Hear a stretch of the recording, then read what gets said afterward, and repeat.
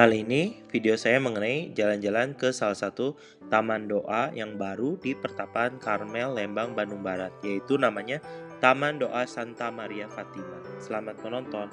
Nah, ini ketika masuk kita disambut dengan gambar Bunda Maria Fatima. Ini sangat terkenal ya, jadi terinspirasi dari penampakan Bunda Maria Fatima di Portugal. Nah, kita cek yuk ke dalam bentuknya seperti apa. Nah, ini adalah pintu masuk dari Taman Doa Santa Maria Fatima. Jadi teman-teman mungkin udah familiar ya ke Pertapaan Karmel di Lembang, Bandung Barat. Lokasinya ini berada agak jauh dari kapel ataupun Jalan Salib dan Gua Maria, yaitu tempatnya di lahan parkir untuk sepeda motor maupun untuk mobil. Taman doa ini letaknya di area terbuka, dikelilingi dengan pepohonan dan cukup nyaman ya. Di sini ada bangku-bangku juga. Nah, kita lihat langsung ya ke objek utamanya yaitu patung Santa Maria dari Fatima. Sangat khas yaitu menggunakan balutan kain berwarna putih dan juga mahkota berwarna emas. Ini adalah penampakan dari Bunda Maria di Fatima, Portugal. Nah, ini merupakan salah satu penampakan Bunda Maria yang sangat terkenal selain penampakan yang lebih dulu, lebih awal yaitu penampakan Bunda Maria di Lourdes, Prancis. Nah, penampakan Bunda Maria di Fatima, Portugal sendiri ada di tahun 1917. Jadi udah lebih dari 100 tahun ya. Itu dan banyak orang juga berziarah ke sana. Nah, teman-teman nggak perlu jauh-jauh ke sana, bisa juga menikmati miniatur kecilnya di Karmel, Lembang, Bandung Barat. Selain adanya patung Bunda Maria Fatima, nah di sini juga uniknya adalah ada patung 7 malaikat agung ya. Nah, ini juga saya baru tahu ya, yang saya tahu biasanya hanya ada 3 malaikat agung yaitu Mikael, Rafael dan Gabriel. Namun setelah di sini saya jadi tahu yaitu malaikat ada 7. Yang pertama ini adalah malaikat Barakiel yang memegang keranjang roti dan tongkat. Katanya itu melambangkan berkat yang diberikan oleh Tuhan. Nah, malaikat yang kedua ini adalah yang membawa seperti pedang ini disebut sebagai malaikat Yehudiel, yaitu malaikat penolong dalam sakratul maut dan juga menjaga sakramen pengurapan orang sakit. Ayo kita lanjut, malaikat apa lagi yang ada di sini? Nah, yang kita lihat sekarang, ini tentu teman-teman harusnya udah familiar ya, dia membawa pedang dan menginjak kayak iblis gitu ya. Ini adalah betul malaikat Mikael. Dia berperang melawan iblis, katanya merupakan penjaga sakramen Maha Kudus, sakramen Ekaristi. Nah, ini iblisnya lagi diinjak dan kayak mau dibunuh oleh malaikat Mikael. Selanjutnya, malaikat apa lagi yang ada di sini? Nah, ini yang meniupkan trompet dan menggunakan pakaian berwarna emas. Penggambarannya adalah malaikat Gabriel. Malaikat belas kasihan biasanya menjadi pembawa kabar sukacita, kabar baik ya kepada Bunda Maria mengenai akan mengandung Yesus Kristus. Katanya adalah penjaga sakramen baptis. Oke, kita lanjut lagi. Ini malaikat apa? Dia membawa seperti tongkat gitu ya, dan juga membawa ikan. Nah, ini adalah malaikat Rafael, yaitu malaikat penyembuhan, penjaga sakramen tobat. Kalau nggak salah ini juga tercatat nama malaikat Rafael ini di Alkitab Deuterokanonika.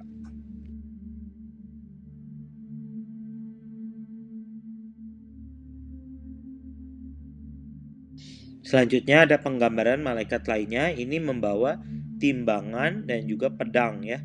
Jadi ini membawa pedang nyala api Kristus yaitu malaikat Uriel, penjaga dari sakramen Krisma.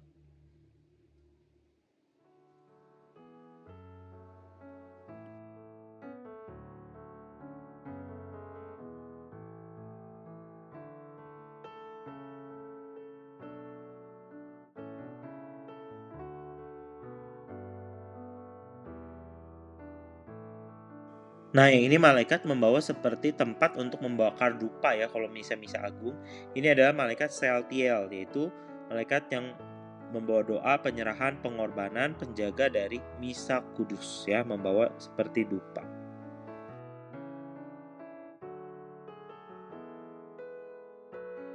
Nah, teman-teman, ketika mau cari ke sini, ini tempatnya lebih dekat ke lahan parkir ya. Jadi jangan cari di area Gua Maria, di area kapel, di area yang teman-teman bisa misa, tapi ini agak ke samping ya, masuk ke lebih dalam lagi tempat untuk parkir motor dan mobil. ya. Jadi teman-teman bisa berkunjung, tempat ini relatif baru dan ini adalah kali pertama saya berkunjung ke sini. Selain ada patung dari Santa Maria Fatima dan juga ada patung dari malaikat-malaikat agung, yaitu ada 7. Nah, nanti saya akan share juga ada tempat devosi-devosi lainnya ya, beberapa patung untuk kita bisa berdevosi dengan baik. Oh ya, di sini teman-teman nanti bisa meletakkan bunga ataupun menyalakan lilin di samping patung Bunda Maria Fatima ini.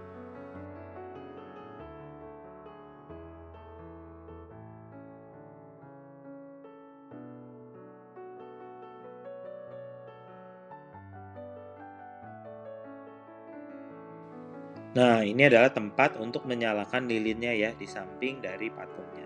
Teman-teman jangan lupa untuk menyisihkan sedikit uang, bisa menggunakan QRIS ataupun menggunakan uang cash ya, untuk menukar dengan lilinnya.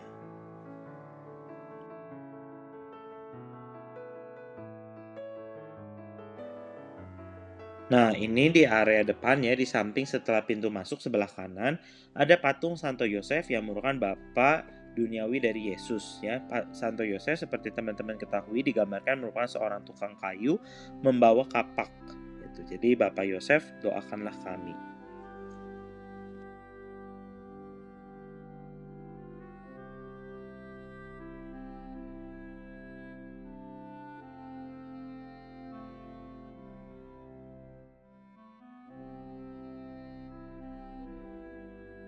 Nah, di sini juga tersedia tempat untuk menaruh lilin doa. Jadi sebelum teman-teman mulai berdoa, bisa ambil lilin dan menaruh sedikit uang untuk sumbang mengganti biaya lilinnya dan juga kemudian berdoa. Nah, selanjutnya ini adalah patung keluarga kudus dari Nazaret ya, yaitu menggambarkan Bunda Maria, Tuhan Yesus yang kecil dan juga Bapak Yosef. Ada beberapa umat juga membawa persembahan bunga dan juga menyalakan lilin di sini sambil berdoa. Semoga keluarga kita selalu diberkati seperti keluarga kudus dari Nazaret.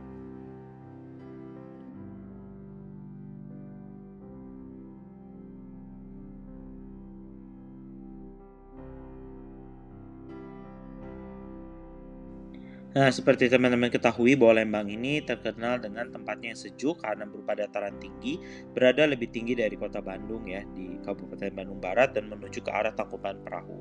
Jadi sungguh nyaman, sungguh menyejukkan lah untuk mengikuti berdoa, berziarah ya, bermeditasi di pertapaan Karmel Lembang ini.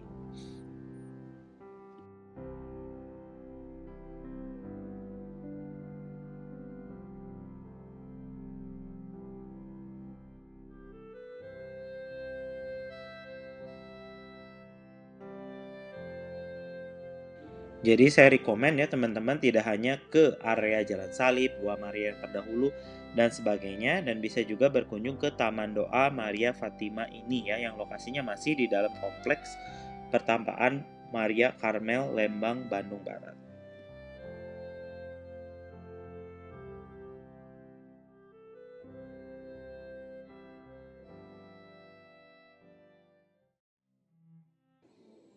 Nah, ini saya akan menunjukkan kembali, mereview kembali yang dulu sempat saya bikin videonya di tahun 2021 ke Pertapaan Karmel Lembang. Masih sama ya, di sini ada pemberhentian yang dulunya Jalan Salib, yaitu ketika Yesus disalib ya. Dan ada Bunda Maria, ada muridnya Yohanes yang berdiri di bawah kaki salib Yesus ketika Yesus disalib. Teman-teman juga bisa berdoa di hadapan salib Yesus seperti kita berdoa di kaki Gunung Kalvari atau Bukit Golgota tempat Yesus disalib.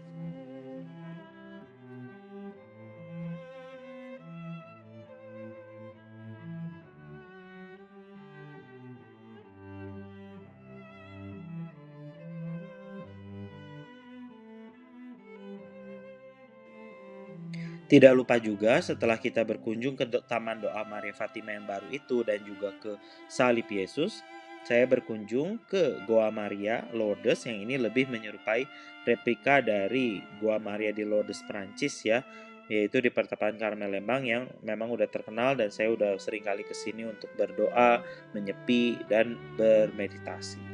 Tetap menjadi spot doa favorit dari umat Katolik yang berdoa di sini.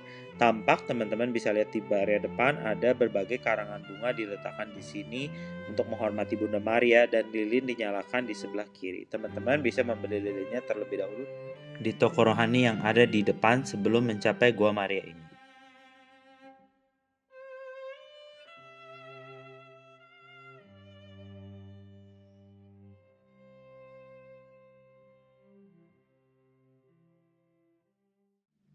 Nah, kalau dilihat secara desain dan bentukannya ini benar-benar menyerupai goa ya. Jadi ada bebatuan dan juga ada tanaman-tanaman di bagian-bagian atasnya. Jadi sungguh merasa kita berdoa dan menyatu dengan alam, keheningan, sinar matahari, dan pepohonan di belakang dengan cuaca yang sangat sejuk ya di daerah Lembang, Bandung Barat.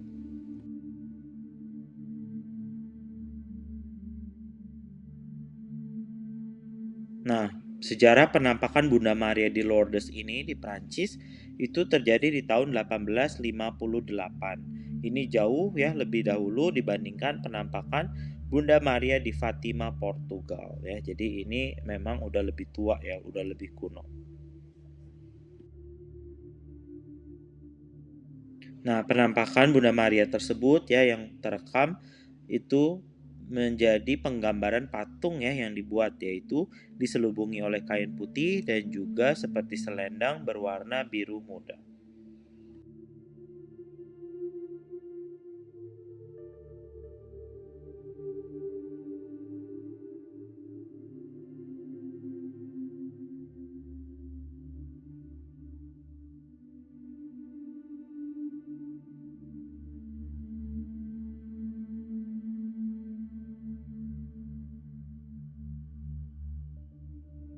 Teman-teman bisa berdoa rosario di sini, berdoa tiga salam Maria ataupun novena, maupun permohonan dan wujud-wujud pribadi maupun ucapan syukur kepada Tuhan. Nah, di area belakang Gua Maria Lourdes tersebut ada patung jenazah Yesus yang diturunkan dari salib. Dulunya juga ini merupakan stasi pemberhentian jalan salib. Juga ada penggambaran patung yaitu mahkota duri dan juga paku bekas penyalipan Yesus. Agak serem juga ya masuk ke sini seperti kita melayat gitu ya, melihat sebuah jenazah itu diletakkan di atas batu gitu ya, peti batu. Teman-teman bisa menyepi di sini, bermeditasi dan berdoa ya di hadapan patung jenazah Yesus yang terbaring diturunkan dari kayu salib. Dulunya sih seingat saya ini adalah salah satu bentuk pemberhentian jalan salib, namun lebih kuno, namun ini udah diperbarui dan lebih terang dan lebih besar tempatnya ya. Nanti saya akan show juga tunjukkan ada tempat teman-teman untuk duduk di sini. Oh ya, di sini tuh suasananya harus hening, tidak boleh berisik ya, dan juga harus melepas alas kaki sehingga tidak kotor. Ya, teman-teman bisa berdoa di sini sehingga memiliki devosi yang mendalam terhadap derita yang dialami oleh Tuhan kita Yesus ya untuk menebus dosa-dosa kita, umat manusia.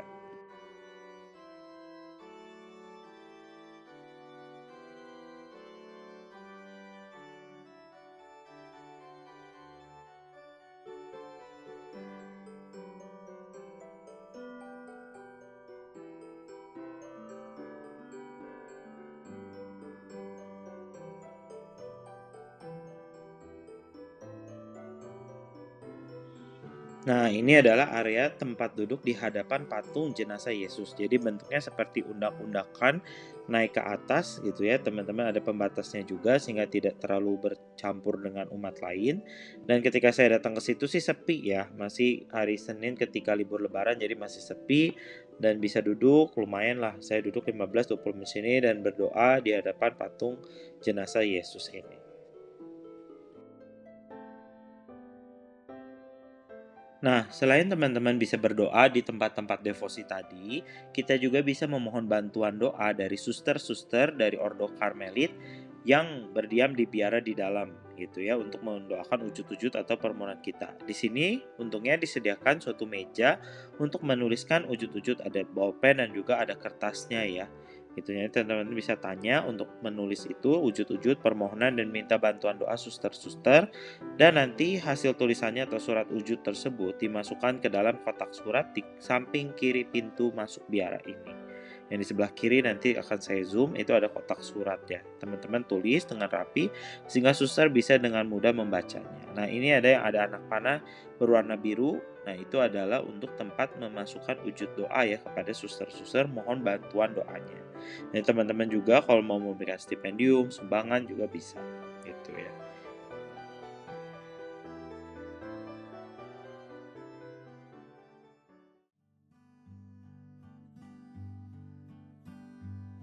Nah, selain Taman Doa, Maria Fatima, Gua Maria Lourdes, patung Yesus disalib, dan jenazah Yesus, kita akan lihat ke kapel biaranya, yaitu namanya Kapel Maria dari Bethlehem, yang digunakan juga untuk gereja paroki di sini. Nah, kita akan masuk ya ke dalam, nanti kita lihat bagaimana bentuk di dalam dan akan berdoa dulu. Kalau dilihat dari jauh dikelilingi pepohonan, ini mirip juga seperti rumah-rumah di negeri dongeng karena dikelilingi pepohonan dan berbagai bentuk-bentuk seperti di cerita negeri dongeng.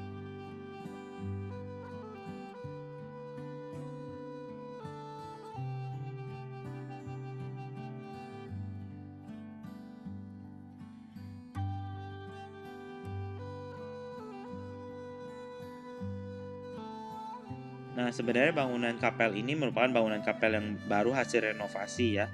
Jadi sangat bagus ya dan mencolok dibandingkan dengan bangunan-bangunan lainnya di dalam area kompleks biara ini. Nah, kini saya kesempatan untuk masuk ke dalam.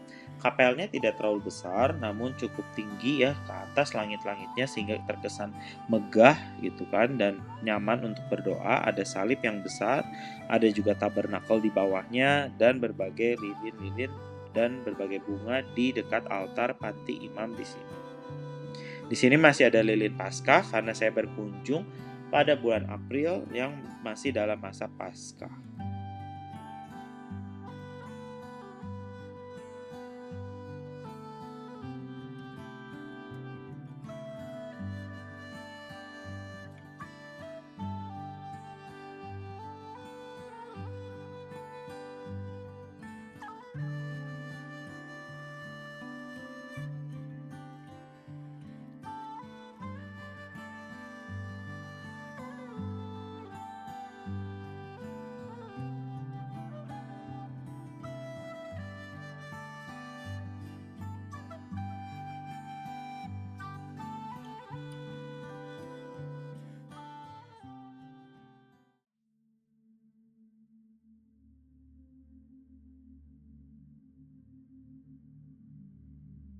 Suasana di dalam gerejanya itu sangat hening, sangat sunyi sehingga dan juga sejuk. Teman-teman bisa berdoa, bermeditasi sejenak ya di sini untuk berefleksi dan juga menyampaikan ucapan syukur atau permohonan pergumulan hidup teman-teman di gereja ini.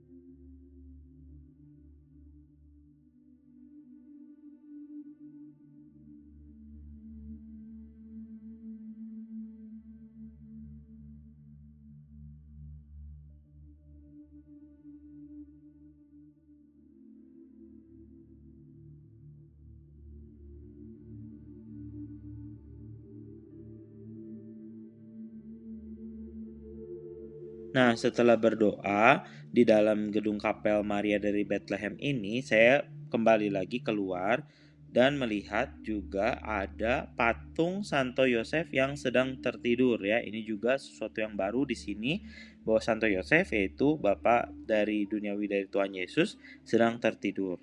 Itu teman-teman juga bisa memasukkan wujud doa di bagian bawah di sini ada kotak kosong dan juga teman-teman bisa masukkan ke situ.